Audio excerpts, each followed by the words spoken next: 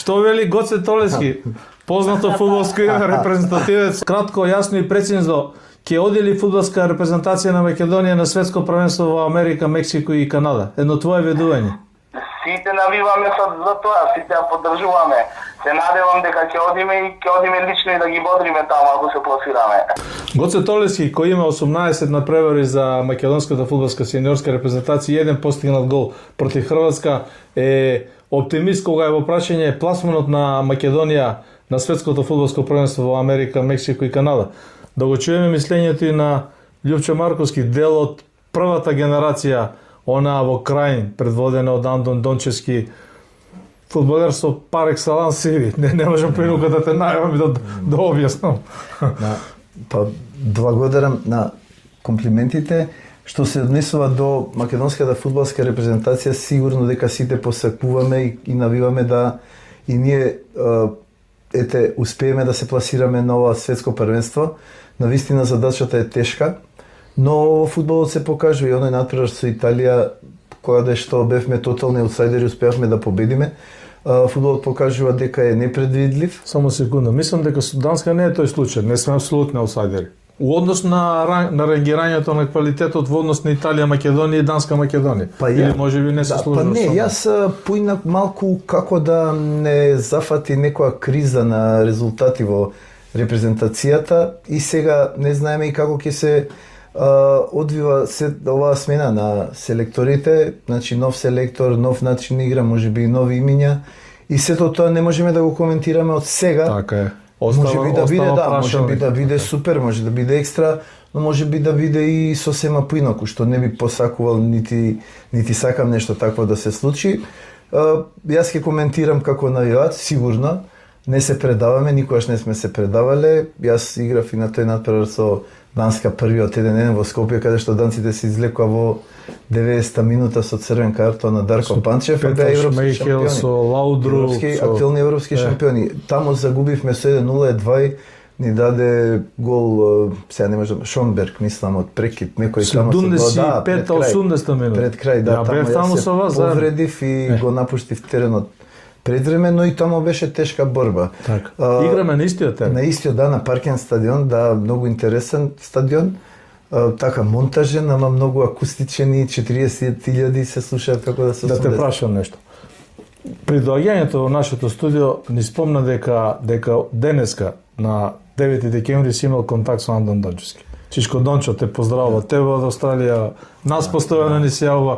Сега еден контекст на Андон Дончевски како селектор во однос на фактот дека доколку Македонија се пласира, а ја лично верувам дека можеме да се пласираме, ќе игра првиот ден на отварањето на светското фудбалско првенство во Гвадалахара против Јужна Кореја, а третиот надпревар го играме на славната Ацтека против Мексико. Јас сум Андон Дончевски. Ти си дел од репрезентацијата. Ја мислам дека Дончо би влегол и би им рекол на играчите: "Абе, играјте да победите, да тепате бе. Кои се бе овие бе? Данска и Ирска. Па знаете ли кај ќе играме бе? Љупчо, знаеш ли кај ќе играме бе? Дете мое златно." Дали ме читаш? Дали ни треба дали ни треба ваков еден прилот со новиот селектор? Било кој да биде. Видете, мене Чичко Дончев ми беше тренер од млади категории, така да дури на едно репрезентација на Скопје бевме во иста куќа во Братфорд како гости, таму да спиевме по фамилии, така да Чичко Дончо, јас пак ќе кажам, тренер на сите тренери во Македонија. Пристапот негов би бил како што им одговори на словенците првиот надпревар кога го праша која формација ќе играте. Нивниот селектор вика 3-5-2, он на сите им рече ние ќе играме со 11 фудбалери. И те останаа да гледаат, значи вика ние со 11. И утрената 4 комада и тоа е тоа, да. Мислам дека природот му беше таков едноставен да секој го разбере. Денешните тренери прибегнуваат на некои фрази, некои, да кажам, да изгледа така поедуцирани, пообразовани, но до Чичко Дончо го знаеше патот директно до пред се до срцата, па после и викаше и со ум се игра. Не, пак може би сум папагалски расположен. Значи, еднаш во животот, еднаш во фудбалско-новинарската кариера, во кариерата на еден инженер, на еден архитект, на еден професор, еднаш во животот се создава можност да играш на Ацтека против Мексико во рамки на светско првенство. Тоа не може да се повтори. Мислам, дали може тоа мотив да биде? Не, тоа е најголем мотив, па има, ја што викам вака со пријателите, некој не може да победи на турнир во мало, кога се игра вакви турнири, а не да ти се укаже прилика да играш на светско првенство и да играш против такви противници на тие легендарни стадиони. И мислам дека сигурно дека и новиот селектор ќе најде начин, можеби ќе се консултира со некогашните селектори, тука Чичко Дончо, на помош точно тој аспект, затоа што ако се вратиме наназад, Вардар не бил фаворит и во таа генерација кога бевме шампиони на Југославија. Так. И сите надпревари во таа група, ние со Белгија игравме нерешено во Белгија, со Данска нерешено. Ние бевме на, да кажеме, на полусезона во таа група, бевме втори во група со Шпанија, Данска, Белгија.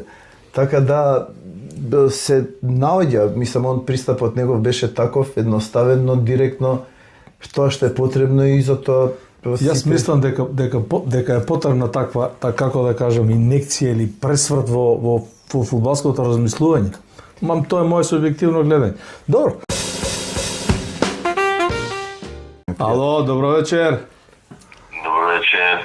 Еве не со Владко Костов на линија, шеф на стручниот штаб или тренер на фудбалски клуб Регалница. Бидејќи си меродавен и нека биде и твое субјективно лично гледање, дел си од македонскиот фудбал, да не речеме од македонската фудбалска репрезентација.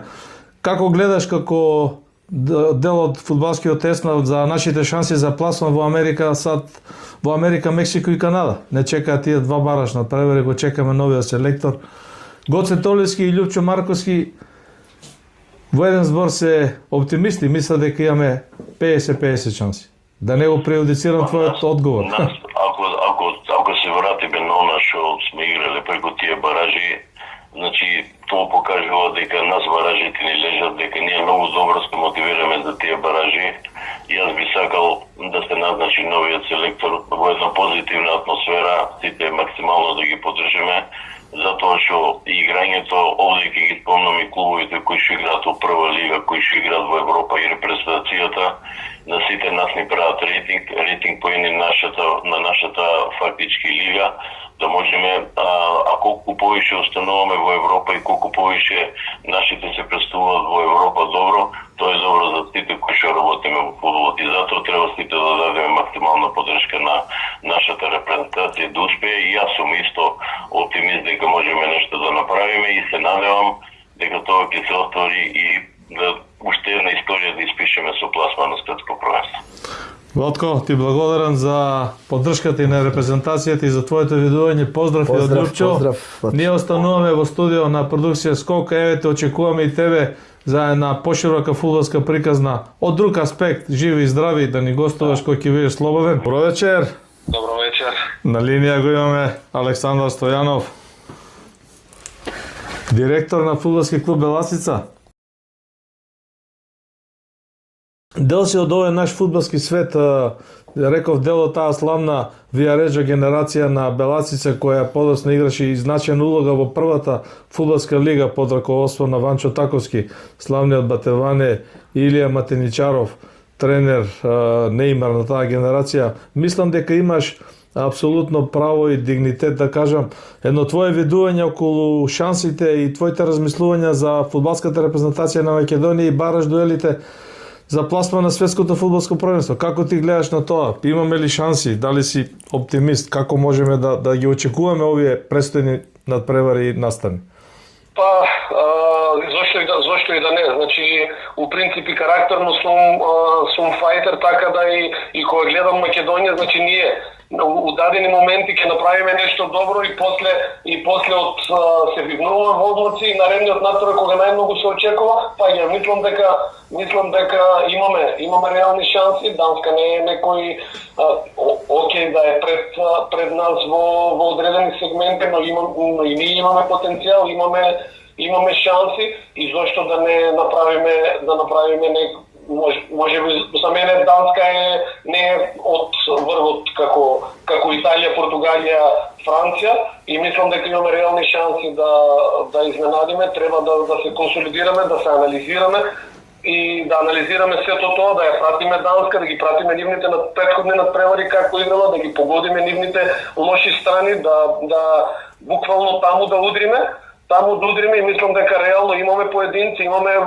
квалитет во нашиот ростер, но сега нели прво треба да се назначи селектор кој ќе го предводи бродот и да се работи овие 2-3 месеци да се работи и да бидеме сите и цела нација да биде насочена кон тоа и да ги поддржи репрезентацијата и репрезентативците и мислам дека со одредени корекции во ростерот, мислам дека има уште 1 до 2 играчи кои што требаше да бидат и сега повикани, да се овој ростер уште малку да биде по-сериозен одредени позиција, веќе спомнам Дориев, Љупче Дориев без разлика што е тука од Струмица, мислам дека би можел да помогне и сите тие играчи кои што можат во овој момент да ни помогнат, треба сите да ги ставиме во функција за да го извадиме максимумот. Збориме за еден надпревар. Јас би финиширал со тебе со едно прашање, познавајќи го за покојниот Ванчо Таковски Батеване, со кого бев пријател и реков бев негов гостин во Вијареџа кога вие со таа златна генерација игравте на тој младински турнир. Мислам дека Ванчо Таковски знаеше да ве мотивира во стилот добри сте вие, овие играме сега тука, не знам, со Торино или Пјаченца, можете да ги победите. Љупчо Марковски го отвори истиот мовет кога го прашање Андон Дончевски, кој бил негов тренер и кој ги мотивирал на тој начин. Сметаш ли дека е потребна на таква мотивација во тој стил на новиот селектор кон нашите фудбалери? Еве си бил сведок кога Батеване ќе ви истепаше за да ве натера дека сте добри и дека можете да победите. Јас сум бил сведок. Така е, во право си, значи Батеване беше таков во принцип. Овие италијанците не се ништо, вие сте многу, значи треба да ја тргнеме од нашите глави оваа нижа вредност во дадени моменти кои имаме. Ни треба мотиватор, треба да ги издигне овие дечки зашто имаат квалитет. Факт е, но покрај мотивационо мора да работиме и на некои сегменти и некои делови од играта кои што ќе бидат предуслов за успех. Добро. Ти благодарам на гостувањето на YouTube Дургутов канал, на продукција Скок. Благодарност до сите гости. Остануваме на линија, ќе го следиме пролетниот дел и живи и здрави, да видиме како се тоа ќе се одвива. Благодарам уште еднаш и ве поздравувам сите и продолжите само вака, зашто вие сте многу мал дел од спортските новинари кои што доловуват ова што се игра и што се случува во македонскиот фудбал. И само напред. Ти благодарам, поздрав и секое добро. Поздрав. Љупче, остануваме на фактот дека ни треба мотивација. Го каже и ти, Владко Костов, и Госе дури, еве и Александар преку Батеване. Мислам, малку така можеби емотивно реагирам. Мислам дека е клучно тоа. Не знам, не сум толку вичен во однос на тактиката, на изборот на играчите. Еве, убаво кажуваат сите дека треба ростер да се обнови. Мене ме интересира. Мислиш ли дека таа мотивација треба да биде малку во преден план? Лично низ твоето искуство. Да, но сигурно дека и двата, да кажем, тренерски штаба ќе имаат речиси секаква информација, и данскиот и нашиот. Значи, веќе зборуваме за едно модерно време каде што и технологијата врши многу работи, така да ќе се знае многу е рано од сега да се зборува со што ние би настапиле. Значи некаде март е, мислам, надпреварот. 26 март, значи до тогаш се е вклучено и повреди, и лоша форма на играчи, и играње. Значи конкретно нивниот стручен штаб селектор останува исти, значи некои системи за игра што ги применува се познати, начинот на кој и прекини и се, додека можеби за данците ќе биде малце непознаница, нов селектор, нов систем на... Тоа може да е предност за нас. Предност за нас, значи многу е тешко да направите тактика за нов тренер, значи не знаете во одредена ситуација и почеток каков систем би играл и што би играл.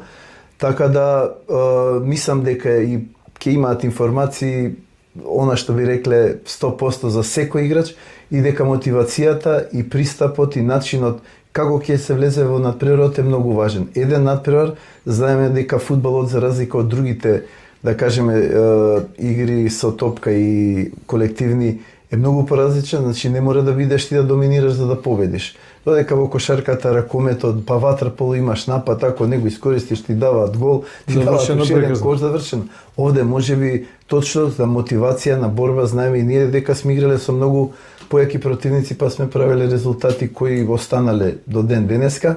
Оваа генерација на, да кажем, помлади фудбалери веќе поминува низ и не се, да кажеме, некои фудбалери од наше првенство, значи имаме фудбалери кои се во Наполи, И го Елба, немаат таму, тој комплекс по мене. Немаат тој комплекс, знаат да се мотивираат, можеби за мене исто она што го говорев, да се пронајде еден човек внатре кој тоа ќе го издигне на ниво како што го направи Пандев, значи мотиватор голем на оние бараш надпревари и квалификации кога отидовме. Мислам дека таму е таа искра, можеби сега новиот селектор точно тоа ќе го донесе. Ќе најде. Дај Боже, начин јас согласувам со тебе, тоа е многу важно. Тоа е најважно да се знае кој е газда на теренот, ама газдата во фудбалот дава 200%. Ако тој што е со капитенската лента дава 200%, тогаш другите нема, треба да летаат и на треба да преземе одговорност. И треба да преземе одговорност. Тоа е моментот и мислам дека сите, значи новиот селектор и внатре во репрезентацијата и сите од страна таа позитивна енергија ќе ја внесеме во репрезентацијата и заслужуваме на светско, не сме, заслужуваме и ние да прошетаме до Америка. Јас само би те дополнил со еден податок. Ти беше дел од напреварот против Дански во Скопје и во Копенхаген. Јас бев новинар тогаш на неделниот спортски магазин Скок, известував и од Скопје и во Копенхаген, известував кога 1-0 не победија.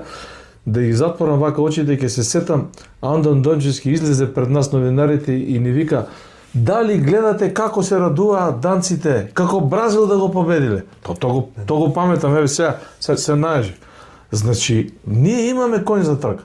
Така? Така, да. Имаме коњ за трка, само треба подготовка, сериозен пристап, нормално малку фудбалска среќа. И енергијата на сите нас од страна, јас исто го повторувам, значи тогаш на тој надпревар немаше игла кај да се падне на стадионот, игра против Македонија што им беше непознаница, реално во тој момент, ама стадионот пукаше 40.000, тоа беше атмосфера фудбалски под наводници непријателска, значи се осеќа, значи така да и ние треба да влеземе се што може од нашите и од тука и од диаспора да се отидат да се исполни тој стадион една трибина, па и ние имаме и на и таму адути. Малку и они да се замислат. Да. Сигурно. А јас мислам дека имаме капацитети за тоа. Имаме и капацитет и потенцијал. Секако еве, јас се сеќавам на тревот против Белгија 1-1 кога видовме трибината, нели не пушта тогаш знаме, химна, па се па цела трибина беше со македонски знамиња. Веднаш играш, речи си дупло подобро тоа што во тој момент можеш да дадеш, понесени од таа еуфорија и таму извадивме 1-1 што беше резултат за. И тука отвара сега исто едно убаво прашање, значи бараш над преварот не бара победа, бара елиминација. Значи, да сега тука малку не можам да влезам во тој дел, ти си подобар, поподкован и стручен. Дали можеби селекторот треба да насочи играта на елиминација на противникот? Сега карикирам, не мора да го победиме, треба да го елиминираме. 100%, значи се бара план како да се помине противник. Ете така. Дали ќе биде тоа на убав начин, на неубав начин, на било каков начин не интересира. Да не речем со продолжение и со пенали. Затоа што таму треба да се направи план за 90 минути, за 120 минути, за пенали и сите фудбалери кои ќе бидат внатре да се придржуваат до тој план, значи за тој план одговара селекторот и стручниот штаб и сите да се држат до тој план. Значи таков надпревар не се добива за 5 минути, за 10, не е тоа трка на 100 метра, него е маратон. Значи може да биде и 120 минути и едноставно тој надпревар не се игра, него се работи. Тој треба да се одработи, со една цел пласман. Убаво кажам.